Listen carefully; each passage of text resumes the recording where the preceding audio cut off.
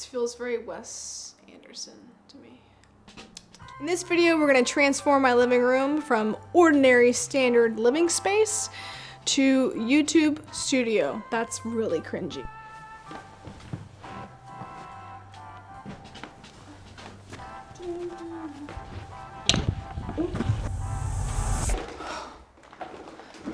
Okay, let's get started. So in my early videos, this setup was the go-to. And I like this. This is good. You're able to see the green couch, disco ball, record player. It's a vibe. This room is a vibe. But there's also something that really stands out. Very large white wall. Haven't been able to commit to home decor yet. It takes time. Gotta be able to sit in the room and get a feel for what belongs where, but I needed to fill that space if I was going to continue. I also wanted something that was fairly easy to put up and take down and also store away in my closet.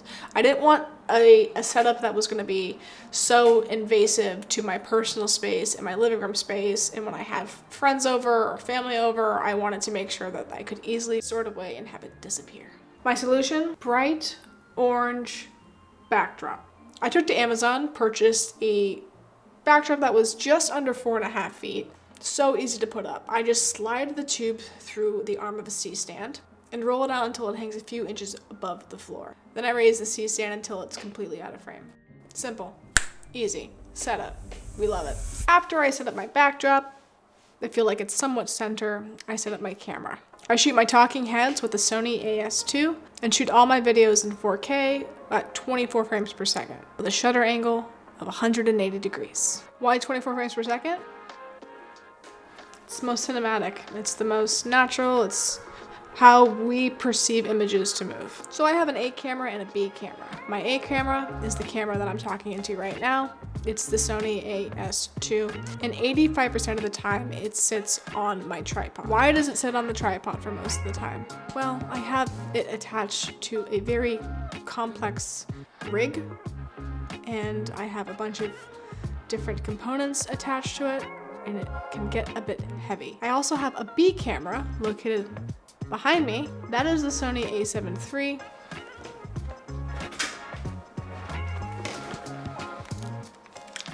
I can go handheld, go with a gimbal, throw it on a tripod. It's my versatile camera B. The lens I use for these talking heads is the 16-35 Sony G Master lens. I usually zoom it all the way to 35 when I'm sitting on the couch.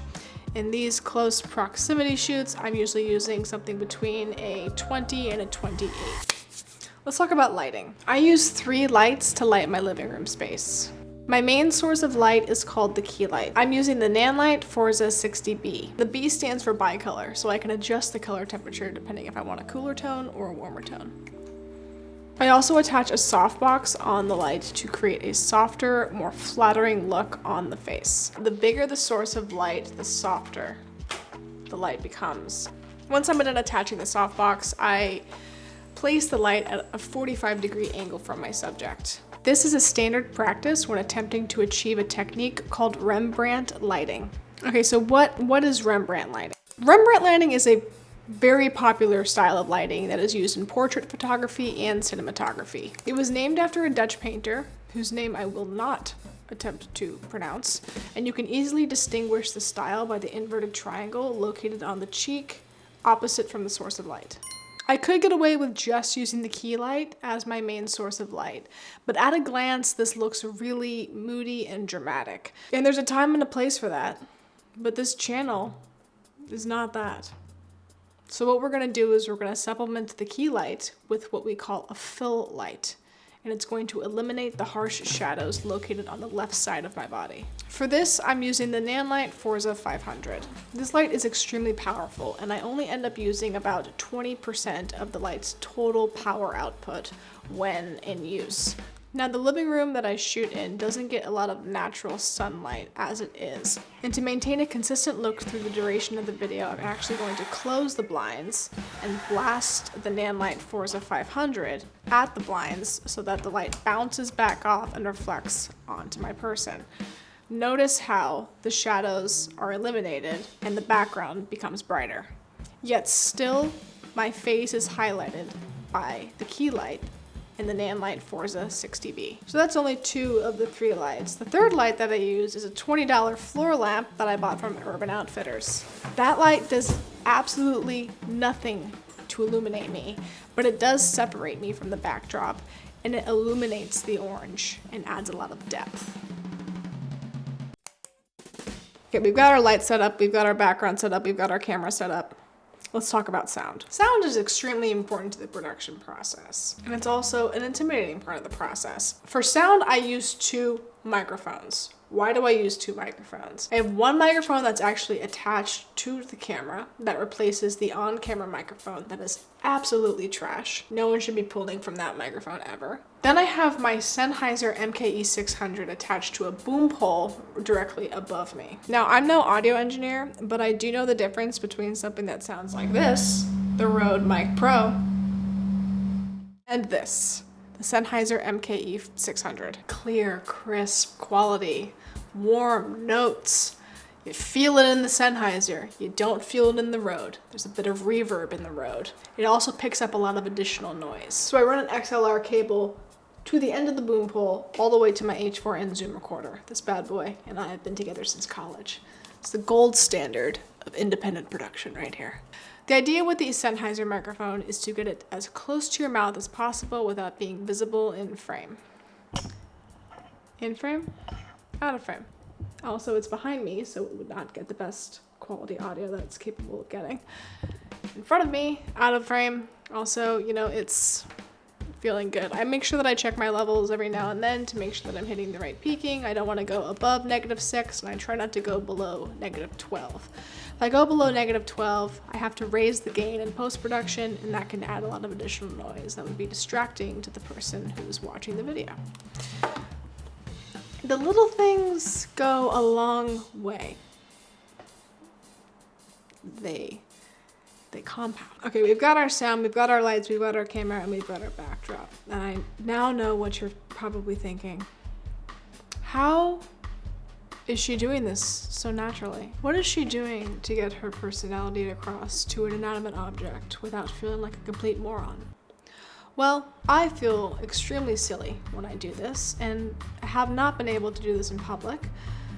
And I write all of my lines down using an app called Notion, and I follow that script word for word until I feel like I am comfortable enough with the language that I can add my own spin on it. Basically what I do is I go in line by line and say the line as long as it takes until I feel like it has the right energy, it has the right pacing, and I'm really hitting my point. Multiple takes. I am not perfect. Ideally, I already have the edit mapped out in my head. I know exactly how I want to pace myself in certain segments, and I try to match the energy of what I'm saying to the song selection. And I feel like when I do that, I'm able to get the most impact in the video that I'm creating. I stick to the script 95% of the time. 5% of the time, tangents do occur. When they occur, they likely will fly off into space and never find their way back on Earth. But every once in a while, you're gonna get a coherent tangent. And we love coherent tangents because you're able to see a bit of my personality and I sound most natural. This is not a tangent, believe it or not. I've just said this line so many times that I've memorized it. And I could not do this in public. I'm very comfortable doing this in my living room space. Maybe one day I'll do it in public, but for now I'm just really enjoying this process. Just you and me. Very intimate moment for us. So that's a behind the scenes look on how I'm creating these videos. Now, all the equipment that I use for this, I use it for freelancing. I did not buy all of this stuff for this YouTube channel, to reiterate. The only thing that I've actually bought is the orange backdrop. And I am constantly fiddling and tweaking with things to make it look just a bit better than the last video. I always want to improve and find new things I can do to experiment with and to also, you know, create a different look in each video. But anyways, thanks for watching. Thanks for being my friend for the duration of this video. I may have gotten a little bit too detailed for you, but hopefully maybe you learned something that you didn't know already. And I just want to say, you're the best. Thank you. Thank you, thank you. Thank you. These outros, still pretty awkward. Haven't haven't really mastered the art of the outro yet. But see, it's just not coming to me. The tangent. I wanted a tangent there. Thanks for watching. Thanks for sticking around for this, for the duration of this video. I already said that. God damn it. Thanks for watching. Thanks for tap that like button, if you will.